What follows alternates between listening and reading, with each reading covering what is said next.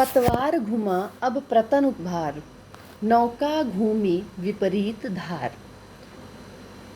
इस वीडियो में हम पद्यांश संख्या 5 पढ़ रहे हैं, नौका विहार शीर्षक से, जिसके रचयिता हैं सुमित्रा नंदन पंत जी। तो आइए पढ़ते हैं कविता। पतवार घुमा, नाव पतवार से चलती है। नाव में जो एक लकड़ी की जो चप्पू बना होता है जिससे नाविक नाव चलाता है, उसे पतवार कहा जाता है।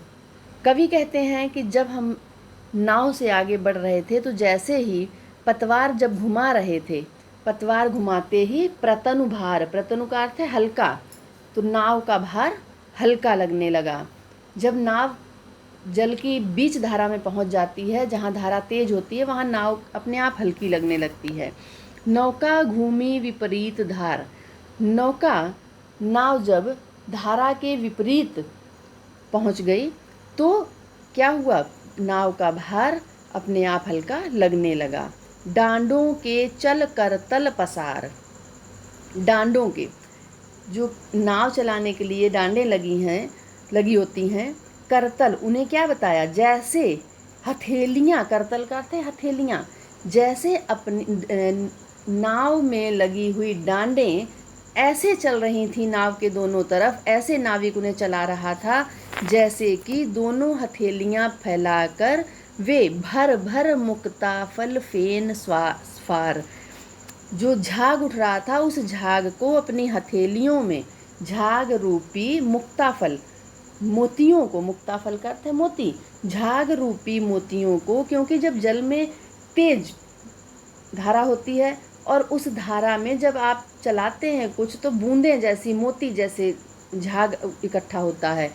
तो कवि कहता है कि डांडों के नाव के दोनों तरफ चलने वाली डांडें हथेलियों के समान प्रतीत हो रही थी, जैसे कोई अपनी हथेलियाँ फैलाकर, पसार का अर्थ है फैलाकर, हथेलियाँ फैलाकर दोनों हाथों में झाग रूपी मोतियों को भर भर कर रख रहा हो, और फिर उन्हें क्या कर रहा, बिखराती जल में तार हार, और आसमान में जो तारे थे उनकी परछाई ऐसे प्रतीत हो रही थी कि जैसे उस जल में तारों के हार तोड़कर बिखेर दिए गए हों, जैसे तारे जड़े हुए हार हों और वो हार तोड़कर बिखेर दिया गया हो। पूरे जल में तारे इधर उधर बिखरे हुए थे, तो तारे तो नहीं बिखरे थे, परछाई थी उनकी।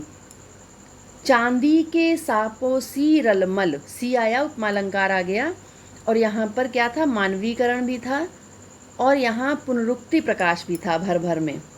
चांदी के सांपों सी रलमल नाचती रश्मियाँ जल में चल, रश्मियाँ का अर्थ है किरणें, चंद्रमा की किरणें आसमान से उस जल में जब पड़ रही थी तो ऐसे प्रतीत हो रहा था जैसे चांदी के सांप उसमें लहरा रहे हों। रलमल, चांदी के चंद्रमा की किरणें अर्थात चांदनी उस जल में ऐसे नाच रही, ऐसे लहरा रही थी।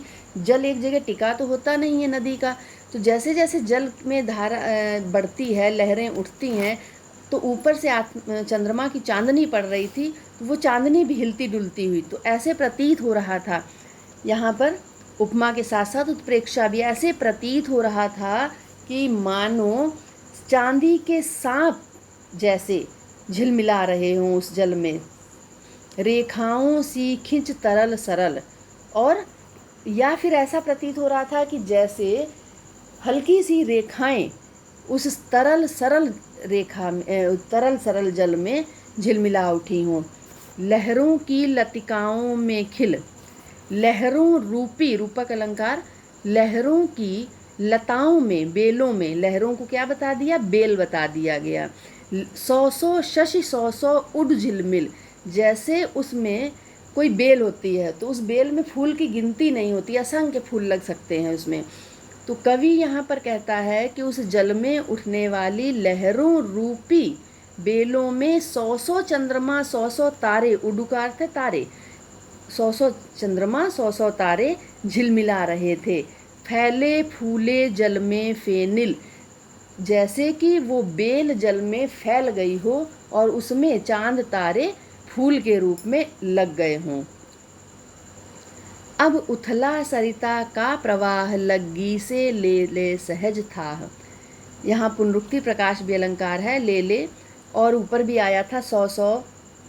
तो कवि कहते हैं कि जब जैसे जैसे नाव किनारे की तरफ पहुंचने लगी तो नाविक ने, उथला का अर्थ है कैसे पता चलता किनारा आ गया है, दूर से जल दिखता, अंधेरे में हो सकता ना भी समझ में आए, पर जैसे नाव किनारे पहुंचने लगती है तो जल का प्रवाह धीमा लगता है, पानी कम होता है, इस कारण नाव का भार बढ़ने लगता है।